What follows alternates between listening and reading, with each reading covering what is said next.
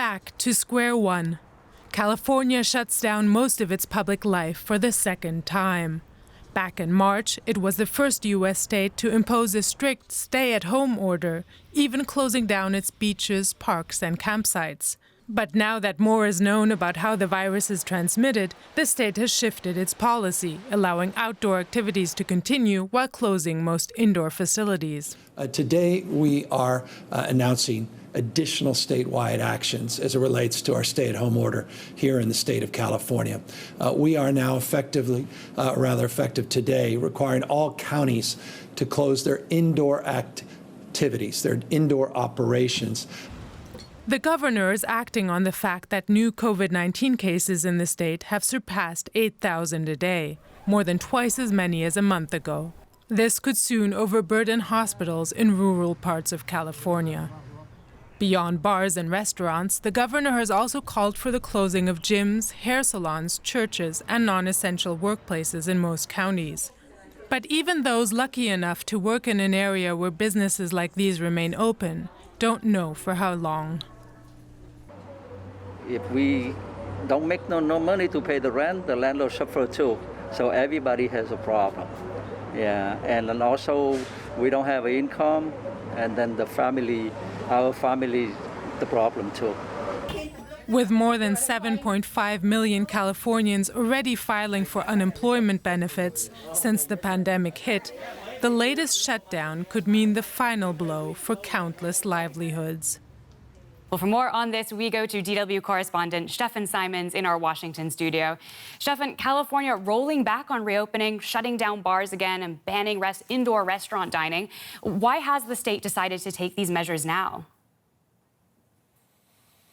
Yeah, back to step one, as you rightfully say so, and that is because I want to share a number with you. The hospitalization rate increased to about 30% in just 2 weeks in California. 30% more hospitalizations due to coronavirus infections just in 2 weeks. And this gives you a picture or an idea of how bad things are in California.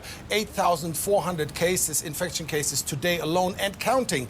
And 329,000 cases in the state alone, 7,000 dead. So the numbers are staggering, the numbers are scary, the numbers are making officials very, very nervous, and this is why you have this measure taken now. Basically a rollback to step one, start from scratch, everything is closed, everybody should stay home. If you have to go out, wear a mask. If you don't do this, this is never going to stop for California or for anybody else in the United States. Right, not the numbers they wanted to see, but how is the reimposition of these restrictions being received? Are people complying? Well, we have to see about this. As we know in California, as well as in other states, there were a lot of people unhappy with the lockdown, with shelter-in-place orders, with the country actually not functioning and them losing their jobs and having no income, being at home, trying to figure out childcare and being with their children who are not going to school. However, this is for everybody a stark reminder this is not going to it's not over yet. And as Dr. Fauci, America's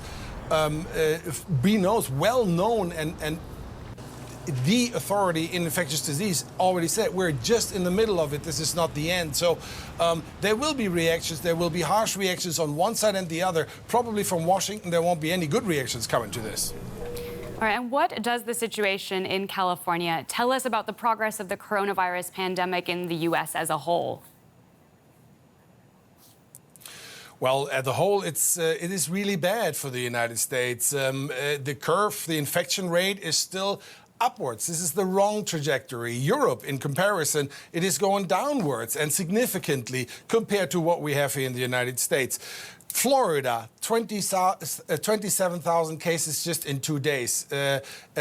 Arizona, it is really bad there. Texas, the Houston mayor is suggesting at least a two-week shutdown, lockdown for Houston because the medical system, the healthcare system is getting overwhelmed. They're running out of beds to take care of people who are coming to the hospital. So it's not going to look good. And overwhelmingly, states are now rolling even out mandatory mask orders. That means everybody has to wear a mask now in about 30 plus states by now when you're outside. So the numbers are not good, and the situation for the United States is even worse.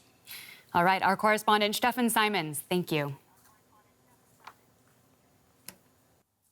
Well, amid that resurgence of the coronavirus in the United States, the World Health Organization's head gave another stark warning, saying the pandemic will intensify unless more countries adopt comprehensive plans to combat it.